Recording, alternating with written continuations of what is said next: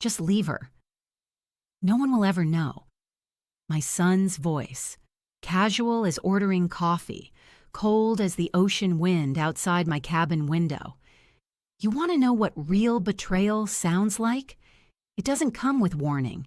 It seeps through air vents at midnight while you're fighting sleep you didn't ask for, while your own body betrays you into unconsciousness so they can slip away clean.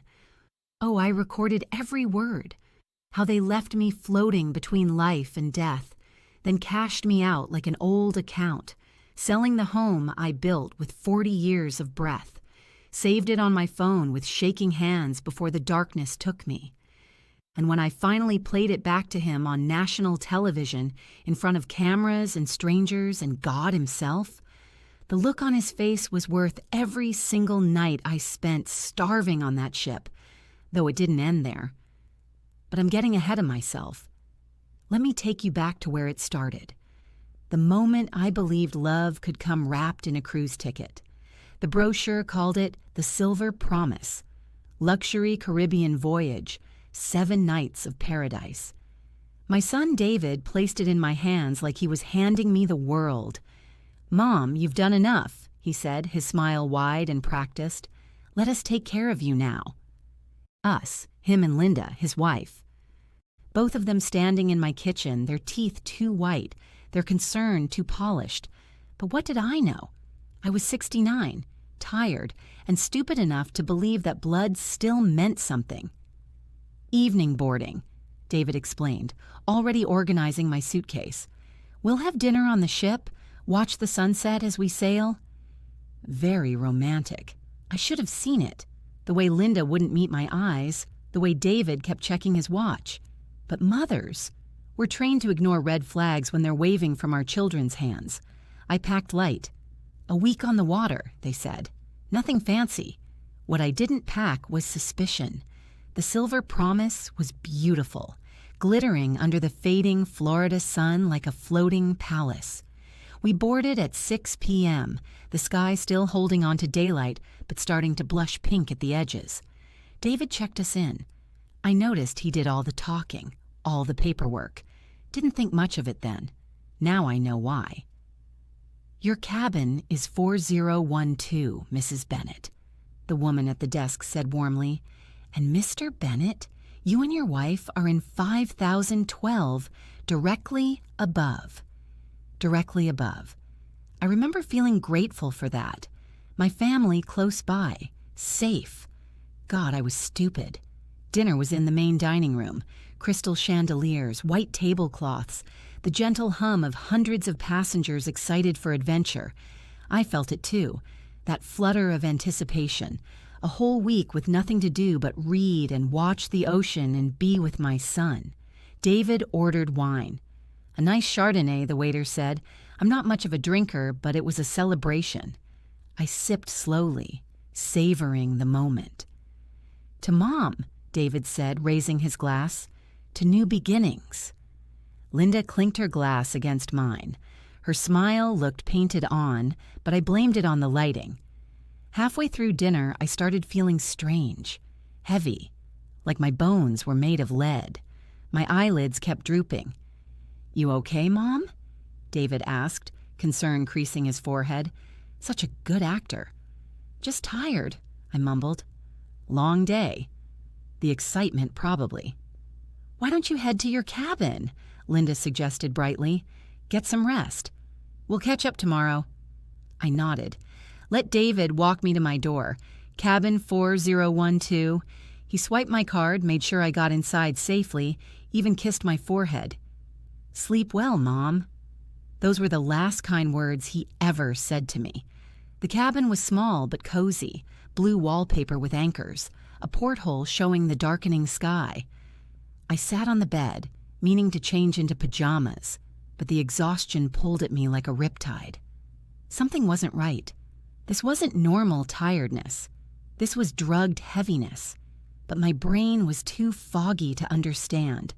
I lay back, just for a moment, just to rest my eyes. That's when I heard them. Voices, muffled but clear, coming from above, from the air vent in the ceiling, David and Linda, in their cabin directly overhead. "Still don't see why we had to actually board with her," David was saying, his voice sharp with annoyance. "Because," Linda hissed, exasperated, "it has to look legitimate. Cameras everywhere at the dock. We walk on as a family, have dinner, tuck her in, then we leave before the ship sails. Clean." My heart stopped. My foggy brain tried to catch up with what I was hearing. "She won't wake up?" David asked. "Not for hours." I crushed 2 of her own pills into that wine. "She'll be out cold. My pills, my sleep medication, the ones I'd mentioned I sometimes took for insomnia. She'd weaponized my own prescriptions against me. I tried to sit up. My body wouldn't cooperate. Felt like moving through cement. "She'll figure it out eventually," David said. "What do we do then?" "Nothing," Linda said simply. "She's got no money, no house, no proof we did anything wrong. Who's she going to tell? And who'll care about some old woman nobody wants? House? My phone. Where was my phone?" My hand fumbled across the nightstand. Found it. My fingers felt thick and clumsy as I tried to unlock it.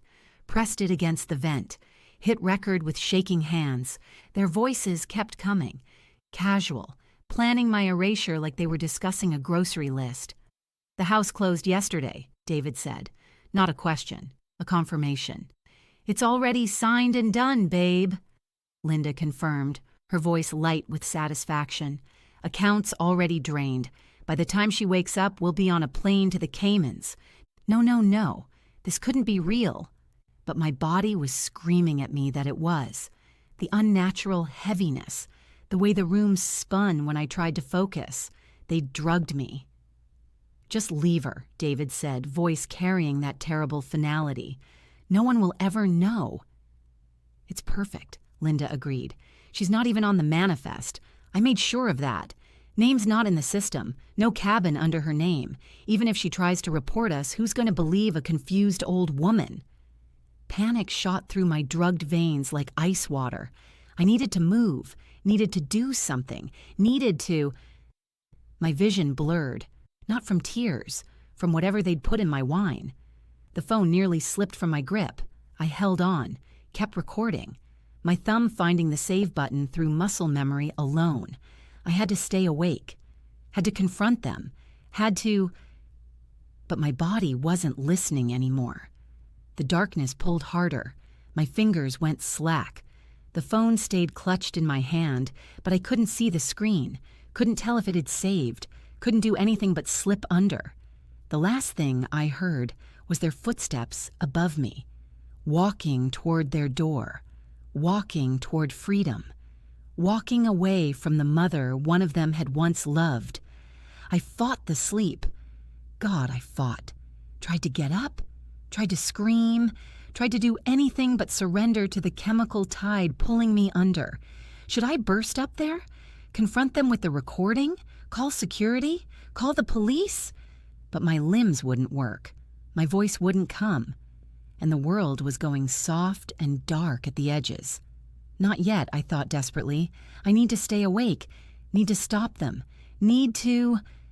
Darkness swallowed me whole. I woke to silence. Heavy, complete, terrifying silence.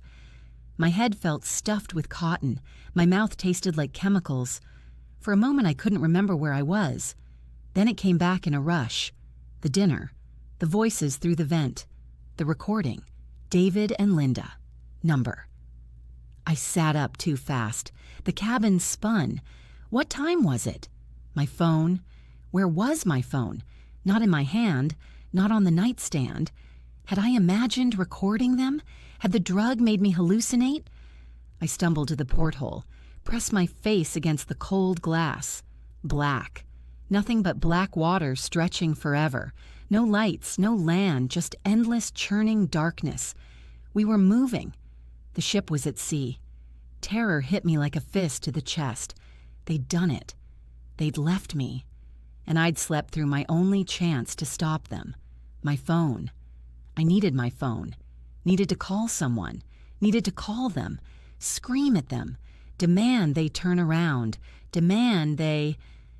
I patted my pockets. Nothing. Checked the bed, the nightstand, the tiny bathroom. Nothing. The phone was gone. Must have dropped it. Must be somewhere in this cabin. The recording, if it even existed, if I'd actually managed to save it, was my only proof, my only weapon. I dropped to my knees, searched under the bed, under the furniture, my hands shaking so badly I could barely see. There, a glint of metal wedged between the bed frame and the wall. I grabbed it, nearly sobbed with relief. The phone was real, warm, solid. The recording. Did I actually? I unlocked it, opened the voice memo app. There. A file from 9:47 p.m. last night, 7 minutes long. I pressed play. David's voice filled the tiny cabin. Just leave her. No one will ever know. I had it. I had them. Proof of everything. But I was trapped on a ship in the middle of the ocean, and my battery was at 23%. I burst out of my cabin. The corridor was empty. Early dawn light filtered through the windows. The ship hummed beneath my feet. I ran, toward the elevators, toward the upper decks, toward anywhere someone in authority might be.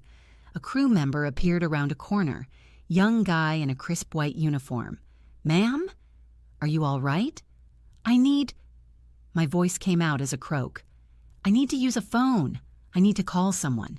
My son, he left me here, the ship." The concern in his eyes shifted to something else. Pity. The look people give confused elderly women. "Let's get you back to your cabin, ma'am," he said gently. "You shouldn't be wandering around alone." "No, you don't understand." "Where's your cabin?" 4012, but I need..." He was already guiding me back, his hand firm on my elbow, like I was fragile, confused, lost. We reached my door. I tried the card key. Nothing. The light blinked red. I tried again. Red. "Here, let me try," the crew member said, taking my card. He swiped it. Red light. Frowned. Tried again. Red. He pulled out his radio. "Hey, I've got a guest having trouble with her cabin key. 4012. Can you check the system?" Static. Then a woman's voice. "What's the guest name?" "Ma'am?" He looked at me expectantly. "Eleanor Bennett." He repeated it into the radio. A long pause. "Sir, there's no Eleanor Bennett registered in cabin 4012. That cabin is registered to a David Bennett, party of one." The crew member's expression changed. Polite concern became something more cautious. "Ma'am, are you sure this is your cabin? My son, he booked it. Is your son on board?" "No, he left last night. That's what I'm trying to tell you." "Let me call my supervisor," he said carefully, like I might be dangerous, or crazy, or both. Within minutes, 2 more crew members appeared, then a woman in a dark suit. "Guest Services Manager," her badge said. "Mrs. Bennett," she said with professional sympathy, "can you tell me what's happening?" And that's when I realized they'd done it perfectly. I wasn't on the manifest. My name didn't exist in their system. My cabin wasn't mine. I was a ghost, a non-person, a confused old woman wandering a ship she had no right to be on. "My son," I said, my voice breaking. "My son left me here. He drugged me and left me, and I can prove it." I reached for my phone to show them the recording. My pocket was empty. In my panic, in my running, I'd left it in the cabin. The cabin I couldn't access. The cabin that wasn't mine. The cabin holding the only proof I existed. I begged them to open the door. "My phone is in there," I said, my voice shaking. "Please, it's all I have. Just let me get it." The manager sighed, exchanged a look with the younger crewman. "Ma'am, if this isn't your registered cabin, we can't allow you inside. We have to protect other guests' property." "It is my property," I snapped. "That's my cabin, my things, my life in there." They hesitated. The younger one shifted uneasily. "If you can prove ownership..." I held up my trembling hand. "Fingerprint unlock." "The phone recognizes only me." "Let me show you." Another long pause. Radio static. whispered protocol between them. Finally, the manager nodded. Fine. One attempt. If it doesn't work, we confiscate the device for investigation. She slipped a master keycard into the slot. The door clicked open. My heart thudded as I stepped inside. There it was, my phone, still on the floor where I'd dropped it, screen black but intact. I pressed my thumb to the sensor. Click. The screen bloomed to life, my own wallpaper staring back at me. The young crewman's eyebrows lifted a fraction. See? I whispered. It's mine. I pointed to my suitcase. That too. Check the front pocket. You'll find my passport. He opened it, found it exactly where I said. The room went quiet. The manager exhaled slowly. We'll return these to you, Mrs. Bennett. But this cabin remains assigned to another guest. You can't stay here. I nodded, too tired to argue. My phone felt heavy in my hand, warmer than it should have been. I'd won, if you could call it that. Outside, the ship's horn moaned through the night. I stared at my reflection in the porthole glass and wondered hollowly what exactly I had just survived. The ocean outside the windows suddenly looked very different, not beautiful, not promising, hungry, and I was already halfway down its throat. You know what hunger feels like on the third day? It stops being pain, becomes something else, a hollow that expands until you're nothing but emptiness wrapped in skin. I'd been invisible for 72 hours. The Silver Promise kept sailing, kept serving champagne and lobster to people who had names on manifests, people who existed. I shuffled through their paradise like a shadow nobody noticed, my stomach eating itself, my mouth tasting like copper and shame. The ocean outside grew bigger every hour, bluer, more endless, started to feel less like water and more like a living thing, some massive creature that had swallowed me whole and was slowly digesting what was left of Eleanor Bennett. I'd press my face against the library window at night, watching the waves roll past in the moonlight. They moved like breathing, in and out, hypnotic and terrible. Sometimes I'd think about opening that window, about letting the sea finish what my son started, but I was too angry to die. It was a woman who saved me first, Nina Torres, though I didn't know her name yet. She found me on the third morning, slumped in a deck chair I'd been pretending to nap in. My hands were shaking. Everything was shaking. "Honey, you look like death warmed over," she said, her voice raspy with concern and too many cigarettes. "When did you last eat?" I tried to answer. My tongue felt thick and useless. She didn't wait for words, just marched me straight to the breakfast buffet, loaded a plate with scrambled eggs and toast, shoved it in front of me like a dare. "Eat. We'll talk after." I ate. God, I ate. Tasted like resurrection. Like maybe the world hadn't completely forgotten I was human. Nina sat across from me, studying my face with sharp dark eyes that had seen too much life to be fooled by pleasant lies. She was 67, I'd learn later. Widow, traveling alone because her husband died 2 years back and she was trying to remember how to be a person without him. "So," she said when I'd finished, her tone blunt but kind, "who left you here?" The question cracked something in me. I started talking. Couldn't stop. Told her everything. David, Linda, the house, the cards, the manifest that said I didn't exist. Her face hardened with each word. By the end, her jaw was set like stone. "Those absolute bastards," she hissed, fierce and protective. "Your own son?" "My own son." She reached across the table and squeezed my hand. Her skin was warm and papery and real. First human touch I'd felt in days. "You're not invisible anymore, Eleanor. I see you, and we're going to figure this out." Nina brought in reinforcements. Robert Kim, 70 years old, travel writer, retired journalist with the instincts of a bloodhound. He wore wire-rimmed glasses and carried a notebook everywhere. Listened to my story with the careful attention of someone who understood that truth mattered. Do you have any proof? He asked gently, pen poised over paper. Anything at all? I have nothing. They took everything. He nodded slowly, wheels turning behind those glasses. May I look you up online? Just to see what we're dealing with? I gave him permission, watched his fingers fly over his phone screen. The ocean hummed beyond the deck railing, patient and eternal, waiting to see what would surface. Robert's face changed, went pale, then flushed with anger. Nina, look at this. They huddled over the phone. I couldn't see the screen, but I could see their expressions. Shock, disgust, disbelief. Nina's hand flew to her mouth. Oh, Eleanor, she whispered, voice breaking. Oh, honey. Robert turned the phone toward me with shaking hands, his voice tight with barely controlled fury. I'm so sorry. You need to see this. The screen showed a real estate listing, a house I knew better than my own heartbeat, the house where I'd raised David, where I'd painted his bedroom walls blue because he loved the sky, where I'd held him when he cried over his first broken heart. Sold blazed across the image in red letters. Closed 3 days ago, the same day I boarded this ship. Robert scrolled, found another article, local news. Retired teacher's property sold to developer.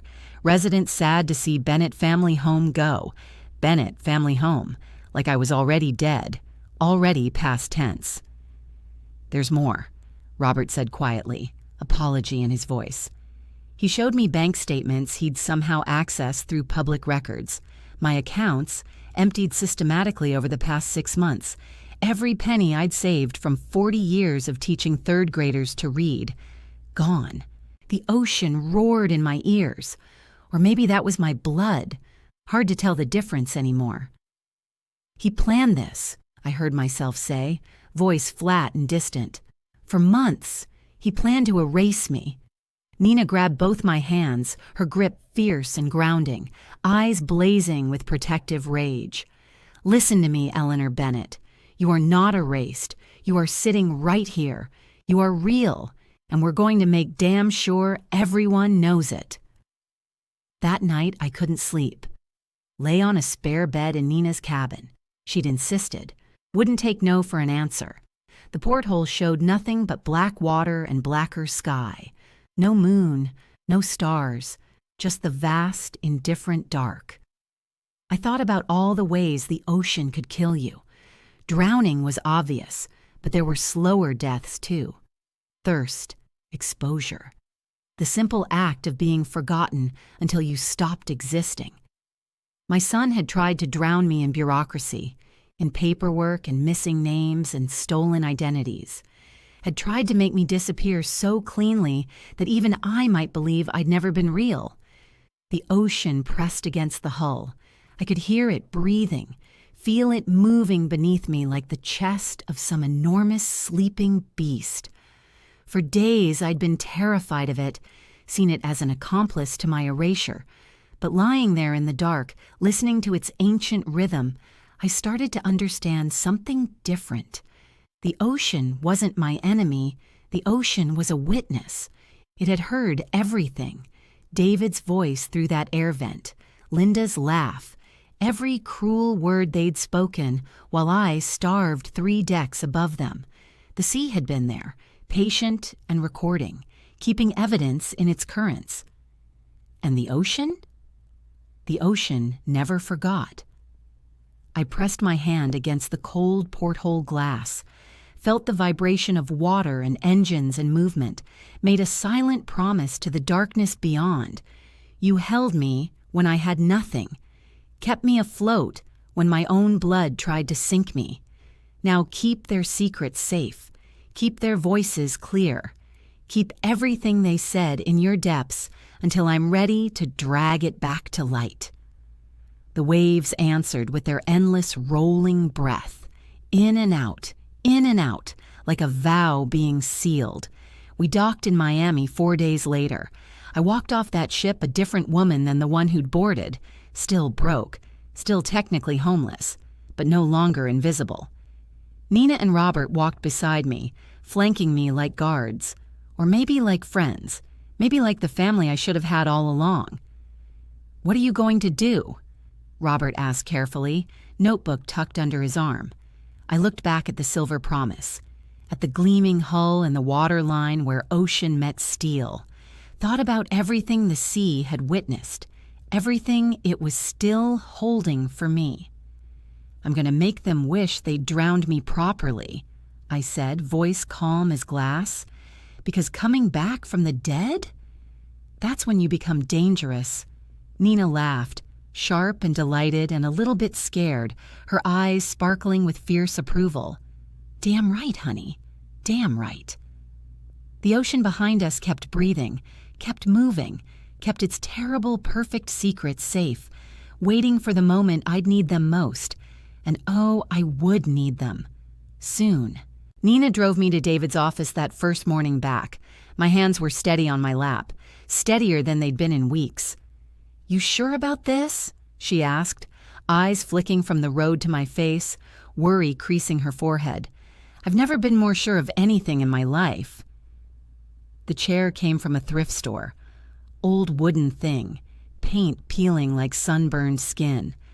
Cost me $3 Nina lent me. I carried it myself down the sidewalk, feeling the weight of it in my arms. Good weight. Purposeful weight. The sign I'd made from cardboard torn off a box behind a grocery store.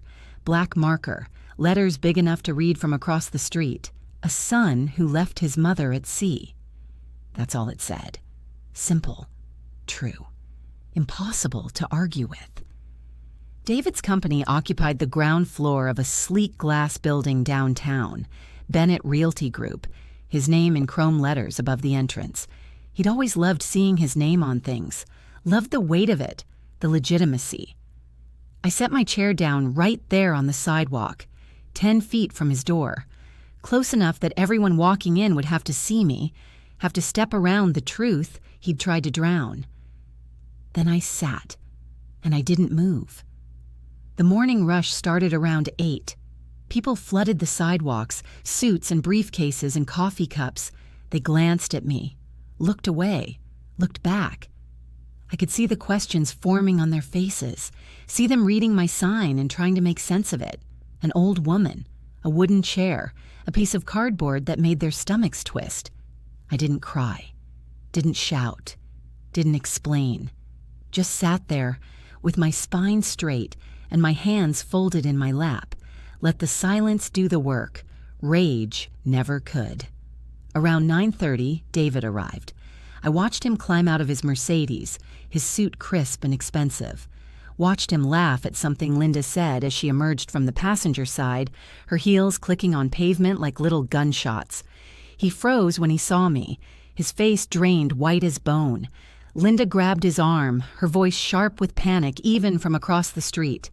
David, what is she doing here? Mom?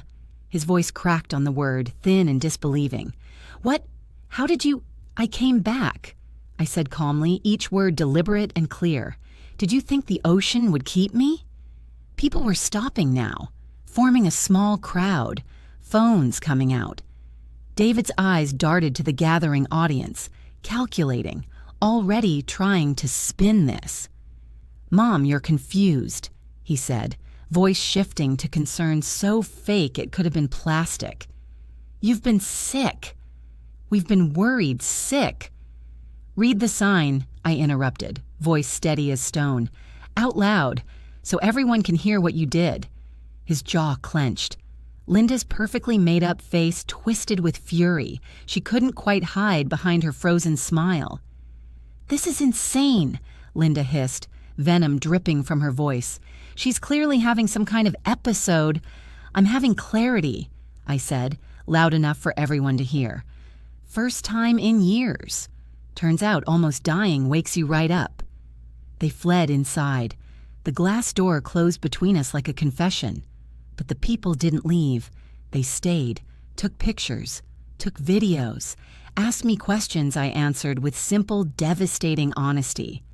What happened? My son took me on a cruise. Then he left me there. Abandoned me at sea while he sold my house. Why would he do that? Money. Apparently I was worth more erased than alive. By lunchtime, I was on Twitter. By dinner, I was on the local news.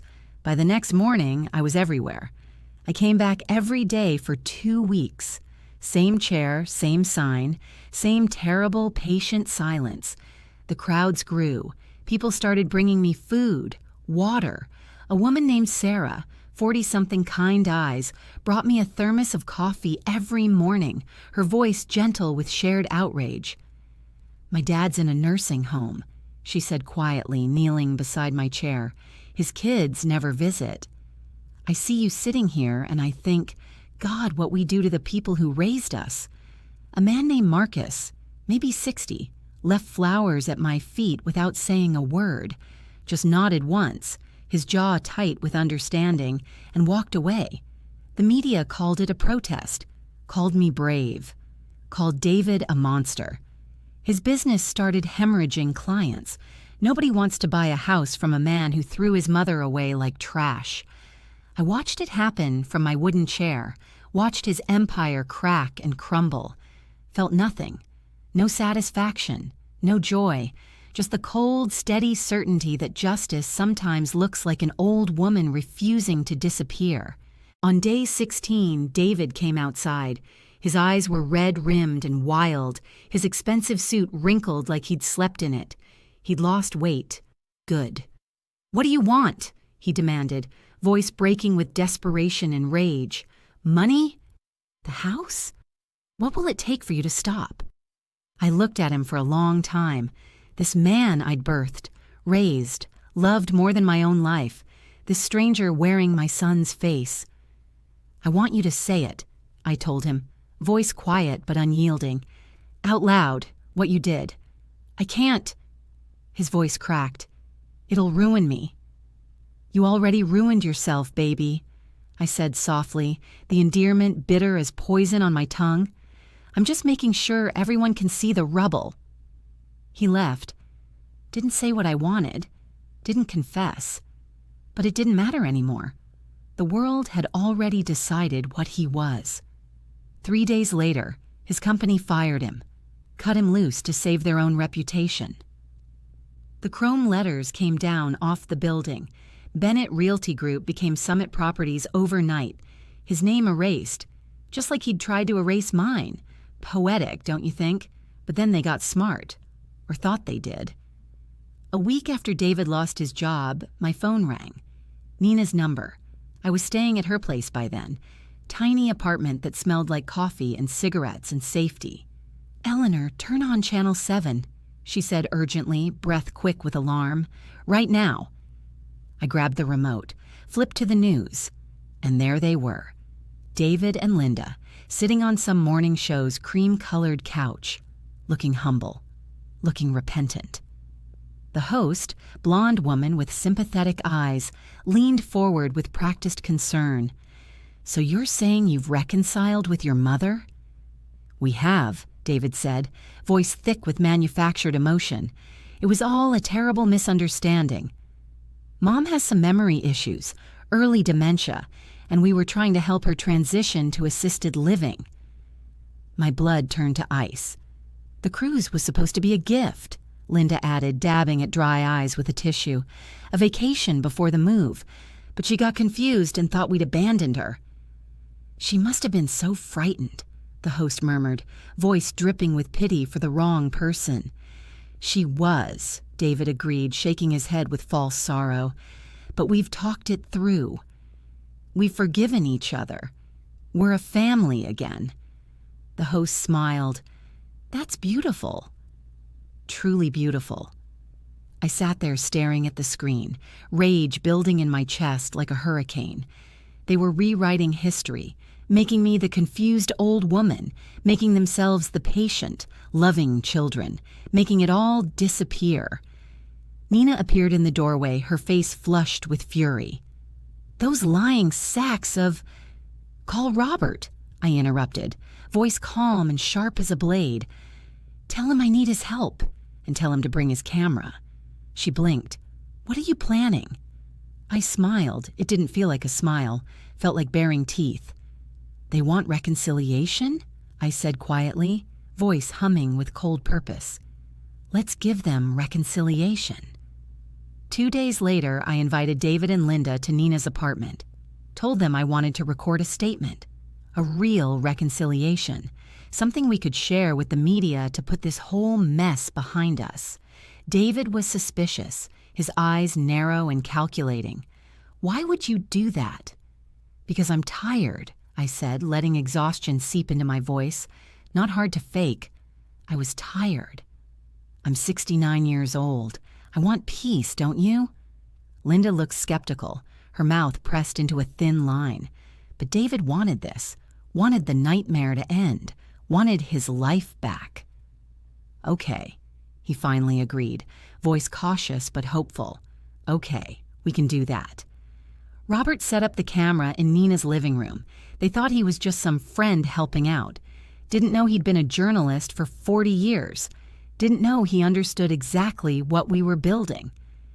We sat on Nina's worn couch, me in the middle, David and Linda on either side. Robert adjusted the lighting, pressed record. So, I began gently, voice soft and forgiving. I want to start by saying I know this has been hard on everyone. It has, David agreed quickly, relief flooding his features. But we're past it now. We're family. We are, I nodded. Family forgives. That's what you always taught me, David. Remember? His face softened, started to relax, started to believe this was real. I remember, Mom. Do you? I asked quietly. Do you remember your cabin? The one above mine? His brow furrowed. What about it? The dinner, I said. The dinner you and Linda drugged me with, using my own pills. A faint hesitation, barely a flicker. What are you saying, Mom? You said you were tired, so we went back to the cabin. We were just getting ready for the trip. Why? I tilted my head, watching him. Were you? He blinked. The muscles in his jaw twitched. Mom, I don't understand. I pulled out my phone. Robert had helped me set this up. Bluetooth speaker, recording cued and ready. I pressed play. David's voice filled the room, young and careless and cruel. Just leave her. No one will ever know.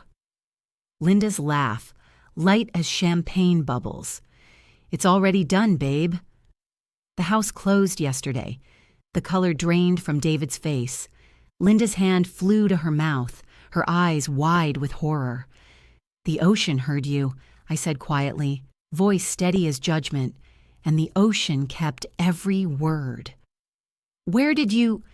David's voice was barely a whisper. How...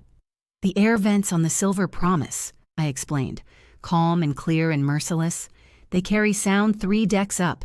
You were so busy celebrating that you never thought to whisper.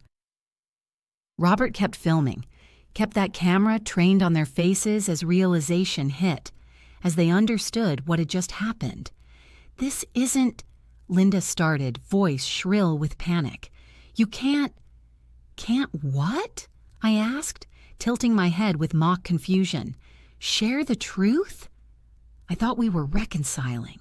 Isn't truth part of that? David lunged forward, reaching for my phone. Robert stepped between us, his voice firm and commanding. That's enough. Interview's over. They left, stumbled out of Nina's apartment like wounded animals.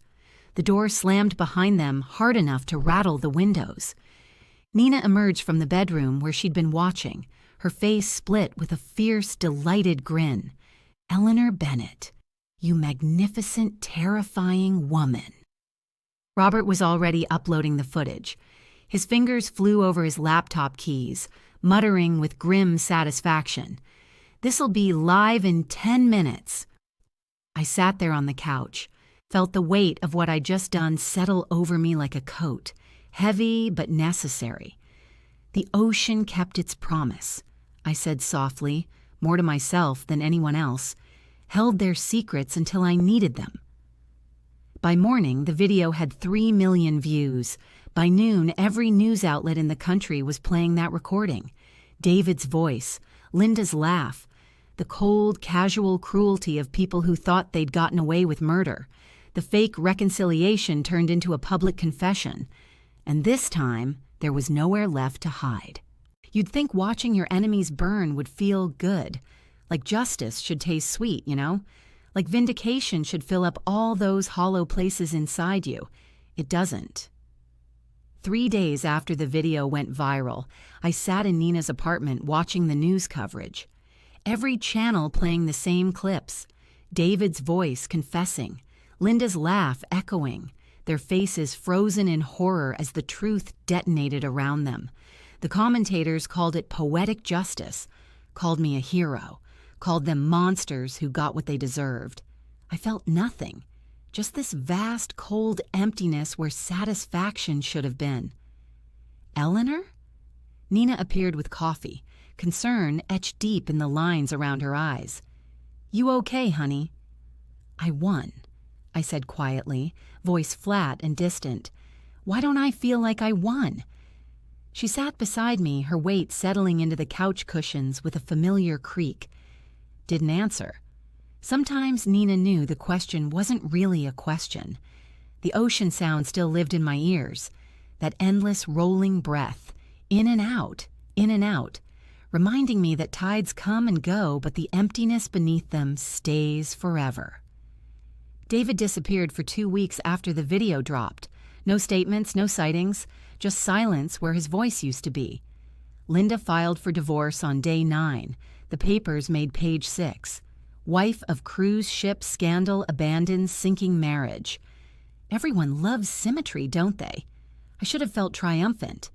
Instead, I felt like I was still drifting, still floating in that dark water between what was and what would never be again. Robert came by most afternoons, brought groceries Nina couldn't afford and news I didn't want to hear. He'd settled into this role. Gentle guardian, keeper of information. They're broke, he told me one Thursday, removing his wire-rimmed glasses to clean them. A towel. He always cleaned his glasses when delivering bad news he thought I might want. David's lawyers are circling. Everything they stole is frozen in litigation. Good, I said automatically. Empty word, empty voice. Eleanor.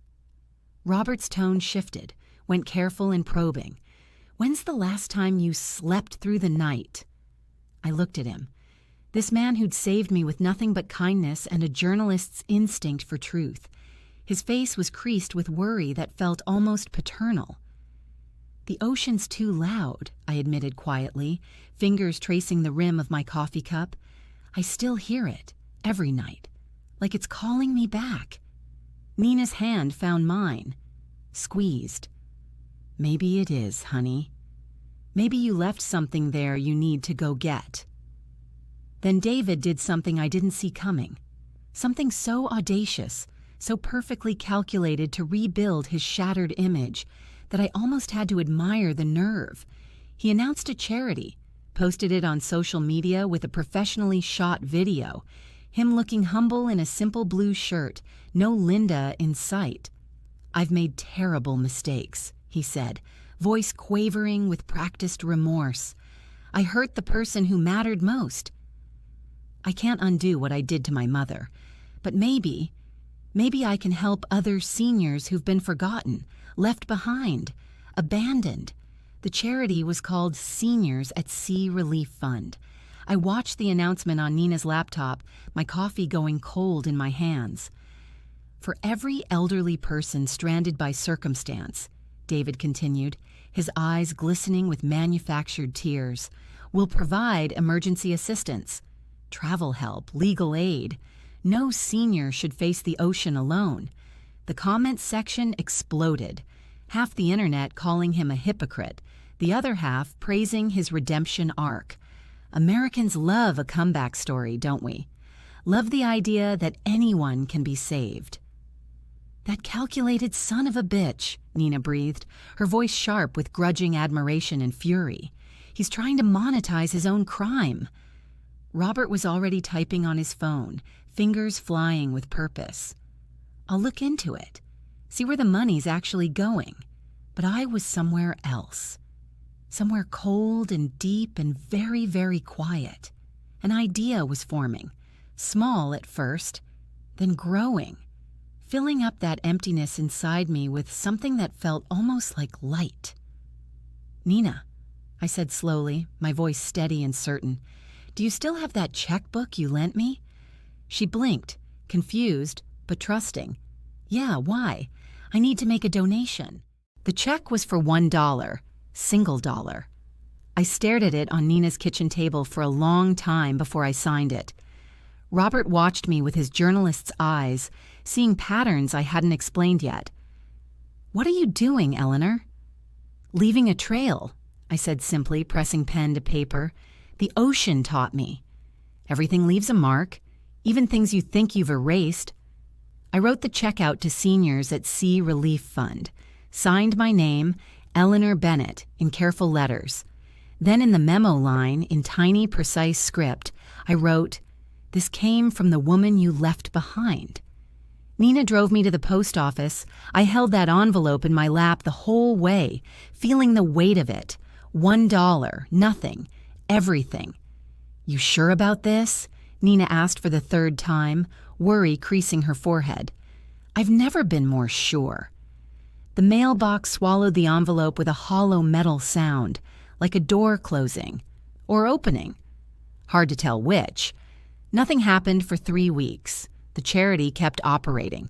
David kept posting updates, photos of happy seniors, testimonials about help received, building his redemption, one carefully curated image at a time. I waited.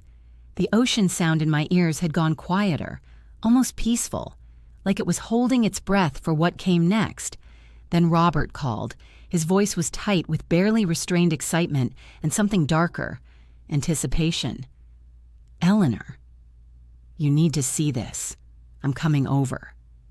He arrived 20 minutes later with his laptop and a grin that looked almost feral, spread the screen across Nina's coffee table like evidence at a trial. "Your dollar," he said, voice humming with satisfaction. "The one you donated." It triggered an automatic audit. My heart kicked against my ribs. "What?" "The charity's bank has protocols. Any transaction from a previously flagged account gets reviewed." His fingers danced across the keyboard, pulling up documents. "That dollar you sent?" "It came from the account David set up in your name 3 years ago, the one he used to funnel money before he drained everything." I stared at the screen. Numbers swimming, dates clicking into place. "The account was supposed to be closed," Robert continued, his voice sharp with vindication. "Dormant, dead, but your check reactivated it. And when the bank traced the routing number, they found something interesting." "What?" My voice came out as a whisper. He never actually closed it, just stopped using it, and he'd been making deposits there for months before the cruise, small amounts, testing the waters. Robert's eyes met mine over his glasses. "Embezzlement, Eleanor. From his own company. He's been stealing long before he stole from you." The room went very still. Nina's breath caught. My hands started shaking. $1, I said slowly, wonder creeping into my voice. $1 proved he's a thief. $1 opened the door, Robert corrected gently, his voice warm with pride. The auditors walked through and found everything. False invoices, fake clients, years of fraud. The charity imploded within 48 hours. Federal investigators seized the accounts, froze the assets, started peeling back layers of David's financial life like skin from a wound. The media went insane. Redemption charity revealed as money laundering scheme. Son who abandoned mother also robbed company. The headlines screamed what I'd known in my bones. David was arrested on a Tuesday morning. I watched it on the news. Him in handcuffs, his face gray and hollow, cameras flashing like lightning. Nina squeezed my hand, her voice fierce with protective satisfaction. "You did it, honey. You brought him down." But I couldn't feel it. Couldn't feel anything except that vast ocean emptiness rolling inside my chest. "Yeah," I said distantly. "I did." That night, I dreamed of the silver promise, dreamed I was back on the deck, watching the port lights fade, but this time, David was there beside me, not young and cruel, old, defeated, his eyes asking a question I couldn't answer. Was it worth it, Mom? I woke up gasping. Nina's apartment dark except for the streetlight glow through thin curtains. My heart pounding like waves against rocks. Worth it. Was it worth it? I'd gotten justice. Perfect, complete, devastating justice. My son was ruined. His lies exposed. His crimes punished. Everything I'd wanted since that night he left me to the sea. So why did I feel like I was drowning? I pressed my hands to my chest, felt my heart beating, felt the breath moving in and out, like the ocean, always the ocean. And I realized something terrible, something true. Revenge doesn't fill you up. It hollows you out, makes more room for the emptiness to spread. I'd won every battle and somehow lost myself in the winning. The ocean in my ears wasn't calling me back to the ship. It was calling me back to something else, something I'd forgotten while I was busy destroying the people who'd destroyed me. It was calling me back to being human. 3 days later, I was walking past David's old building. Couldn't help myself, kept being drawn there like a ghost to its haunting. When I saw him, he was sitting on the curb, same spot where I'd set up my wooden chair months ago. No expensive suit, no Mercedes, just a man in jeans and a wrinkled t-shirt, staring at nothing. He looked up when my shadow fell across him. Our eyes met. His face was gaunt, older than his 43 years, eyes empty as mine felt. "Mom," he said hoarsely, the word cracking like ice. I should have kept walking, should have left him there the way he'd left me. Perfect symmetry, perfect revenge. But I stopped. Don't know why. Maybe because I recognized that look, that ocean emptiness, that floating in the dark feeling. I'd given it to him, passed it on like a curse. "Are you hungry?" I heard myself ask, voice quiet and strange. He blinked, confused, suspicious. "What?" "I asked if you're hungry," I repeated, clearer this time. "Have you eaten today?" His jaw worked, pride fighting with honesty. Honesty won. No. I held out my hand, this hand that had signed the check, that had recorded his confession, that had built his destruction one careful brick at a time. "Come on," I said softly, something breaking open in my chest. "Let's get you fed." He stared at my outstretched hand like it might bite him, like mercy was more terrifying than judgment. Maybe it was. "Why?" he whispered, voice raw with disbelief and desperate hope. I thought about the ocean, about how it had held me, how it had kept me alive when I should have drowned, how it had given back everything I needed for revenge. But revenge was just another kind of drowning, wasn't it? Just slower, colder, more complete. "Because," I said, my voice steady and sure and tired beyond words, "I'm done letting you drown me, and I'm done drowning with you." He took my hand. His grip was weak, trembling, human. And for the first time since that night on the Silver Promise, I felt the ocean in my ears go quiet. We didn't talk much that first meal, just sat across from each other at a diner booth, picking at eggs and toast while decades of damage hung between us like fog. David ate slowly, carefully, like someone who'd forgotten food could be something other than survival. His hands shook when he lifted his coffee cup. "I don't expect forgiveness," he said finally, voice rough and barely audible. "I know what I did." There's no coming back from that." I watched him. This man who'd been my baby once, who I'd rocked through nightmares and fever, who'd grown into a stranger wearing my last name. "No," I agreed quietly, the word gentle but firm. "There isn't. Not the way you want." His face crumpled, started to break. He caught it halfway, that male instinct to hold pain inside where it festers. But maybe there's a different kind of coming back, I continued, surprising myself. Not to what was. To something new, something honest. He looked at me then, really looked, eyes red and desperate and young. How? I don't know yet, I admitted, setting down my fork, but I know revenge didn't fix anything, just made 2 drowning people instead of 1. I didn't see David again for 3 months after that meal. He was dealing with lawyers, court dates, consequences. I was dealing with something harder, learning how to be Eleanor Bennett again, not victim, not avenger, just Eleanor. Nina helped. God, that woman helped. She'd stand in her tiny kitchen making coffee too strong and toast too burnt, saying things like, "You know what your problem is? You forgot you're allowed to just exist. Don't have to be at war all the time."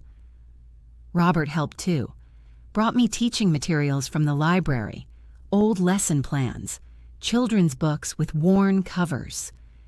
"You were a teacher for 40 years, he said gently one afternoon, sunlight streaming through Nina's window. "Maybe it's time to teach again." "I'm 69, I protested weakly. Who's going to hire a 69-year-old teacher who just spent 6 months destroying her own son on national television? He smiled, soft and knowing. "I didn't say get hired. I said teach. That's how I found the volunteer program. Literacy at Sea, a nonprofit that ran educational cruises for seniors who'd never learned to read properly. Second chance learning, they called it. For people who'd been too poor, too busy, too ashamed to get help when they were young. The application asked why I wanted to volunteer. I stared at that blank space for an hour. Finally wrote, "Because the ocean gave me back my life. Maybe I can help it give someone else theirs." They accepted me. Said they needed teachers for a 6-week voyage starting in October, Caribbean route. I'd be teaching reading fundamentals to elderly passengers, simple words, basic sentences, the building blocks of literacy. When Nina heard, she whooped so loud the neighbors banged on the wall, her face split with fierce joy. "Eleanor Bennett going back to the sea. That's my girl." But my hands were shaking, that old fear creeping back, the sound of waves in my ears. "What if I can't?" I whispered, voice small and frightened. "What if I get on that ship and all I can feel is being left there?" Being nothing? Nina grabbed my shoulders, looked me dead in the eyes, her gaze fierce and unwavering. "Then you'll feel it. And you'll survive it, like you survived everything else. Because that's what you do, honey. You survive." The ship was called the Morning Star. Smaller than the Silver Promise, less glittering, more real. I stood at the dock the morning we were set to board, my single suitcase at my feet. The smell of salt and diesel and fish, the cry of gulls overhead, the endless rolling breath of water against hulls. My chest felt tight, my breath came short. "Eleanor." I turned. Nina was running toward me, actually running, this 67-year-old woman in sensible shoes, waving like a maniac. "What are you doing here?" I asked, laughing despite my fear. "You're supposed to be at work." "Called in sick," she gasped, breathless but grinning. "Couldn't let you do this alone." Not the first time back. She handed me something, a small stone, smooth and gray, worn down by water. "Found this on the beach last week," she said softly, pressing it into my palm. "The ocean makes sharp things smooth. Gives them back gentler than it found them. You remember that when the waves get loud." I held that stone, felt its weight, its smoothness, its proof that even the hardest things can be transformed. "Thank you," I whispered, voice thick with gratitude and love, "for everything. For seeing me when I was invisible." "You were never invisible, honey," Nina said firmly, eyes bright with tears. "You just forgot how to see yourself." The first week on the Morning Star was hard. Every corridor reminded me of wandering lost and hungry. Every meal in the dining hall echoed with the memory of invisibility. Every night, the waves outside my cabin whispered, "Remember when you were nothing?" But the students helped. 8 seniors in my class, ages 62 to 81, people who'd worked their whole lives without being able to read more than street signs and warning labels. There was Martha, 73, who'd cleaned houses for 50 years and lied about reading the cleaning supply labels, said the shame was worse than the ignorance. There was James, 68, who'd memorized the shapes of words so he could fake his way through grocery stores and job applications, said he'd spent his whole life pretending. There was Rosa, 81, who cried the first time she read a complete sentence out loud. The cat sat on the mat. Simple words, world-changing meaning. I understood them, understood what it felt like to be erased, to exist in the margins of your own life. "It's never too late," I told them one afternoon, sunlight streaming through the classroom windows, ocean rolling beneath us. To learn, to change, to become who you should have been all along. Martha looked at me with wet eyes, her voice trembling with hope and fear. "You really believe that? At our age?" "I'm 69, I said simply, holding her gaze.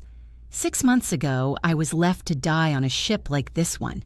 Now I'm here, teaching, living, proof that endings can become beginnings if you survive long enough." On the 3rd week, we docked at the same port where David and Linda had left me. I stood at the railing watching passengers stream off the ship, my heart pounding with old fear. Robert had come on this voyage too, not as crew, just as a passenger, keeping a quiet eye on me like the guardian he'd become. He appeared at my elbow, solid and steady. "You okay?" he asked gently, concern creasing his weathered face. "I don't know," I admitted. "Part of me wants to stay on the ship, never set foot on that dock again. And the other part?" I thought about it, really thought. "The other part wants to prove I'm not afraid anymore." "Which part wins?" His voice was careful, non-judging. "Both," I decided. "I'll be afraid and do it anyway." We walked off together. My legs shook, my breath came quick. But I made it onto solid ground, made it past the spot where my son had decided I wasn't worth keeping. Made it back onto the ship an hour later, carrying nothing but proof I could survive the geography of betrayal. That night, I slept without dreaming of drowning. On the last day of the voyage, after the final class, Rosa stayed behind. She had something in her hands, a piece of paper covered in careful, shaky handwriting. "I wrote you something," she said shyly, voice soft with pride and nervousness. "Wanted to read it, if that's okay." "Of course." She cleared her throat, adjusted her glasses. Read in a halting but determined voice. "The ocean is big. It can be scary, but it is also beautiful. It teaches us to float. Thank you for teaching me to read. Now I can write my own story. Simple words, perfect words." I felt tears slide down my face, hot and healing. "That's beautiful, Rosa," I managed, voice breaking with pride. "You're a writer now." She beamed. 81 years old and discovering she had words inside her that deserved to exist in the world. After she left, I stood at my cabin window, watching the sun set over the Caribbean, same waters that had witnessed my abandonment, same horizon that had seemed endless and empty. But the ocean didn't scare me anymore, didn't whisper that I was nothing. It just rolled and breathed and existed, neither cruel nor kind, just there. Just itself. I pressed my hand to the glass, felt the vibration of engines and water, made a promise to myself. "You didn't take me," I whispered to the waves, voice steady and grateful. "You held me until I was ready to hold myself." 6 months later, I got a letter, David's handwriting. I almost threw it away, almost let it join all the other garbage he'd created, but I opened it. Don't know why. Curiosity. Hope. The smallest possibility that people could change. It was short. No excuses. No justifications. Just this: Mom, I'm in therapy. Court mandated at first. But I kept going, learning about why I became what I became. Doesn't excuse it. Nothing excuses it. But I wanted you to know I'm trying to understand the person who could hurt you like that. So maybe I can become someone different, someone who remembers you're human. I don't expect a response, don't expect forgiveness. Just wanted you to know your son, if I can still call myself that, David. I read it 3 times. Felt something shift inside me. Not forgiveness. Not yet. Maybe never. But something softer than rage. Something like possibility. I wrote back. 1 sentence. Keep trying. That's all any of us can do. These days, I teach 2 literacy cruises a year. Spend the rest of my time in Nina's spare room. She refuses to let me leave. Says she's gotten used to having me around. Robert visits for dinner every Sunday. Brings wine and stories and this quiet, steady presence that feels like family. I don't talk to David often. Maybe twice a year. Careful conversations where we're both learning how to be honest instead of hiding behind the roles we used to play. It's not healing. Not really. More like scar tissue. Something that covers the wound without pretending it never happened. But here's what I learned. What I want you to understand. Revenge works. It really does. You can destroy the people who destroyed you. You can make them pay for every ounce of pain they caused, but payment doesn't heal you. Justice doesn't fill the empty spaces. Watching them fall doesn't teach you how to stand. You know what does? The ocean, not the real one, though that helps. The ocean inside you, the one that holds everything you've survived, every betrayal, every moment you should have drowned but didn't. That ocean teaches you something revenge never can.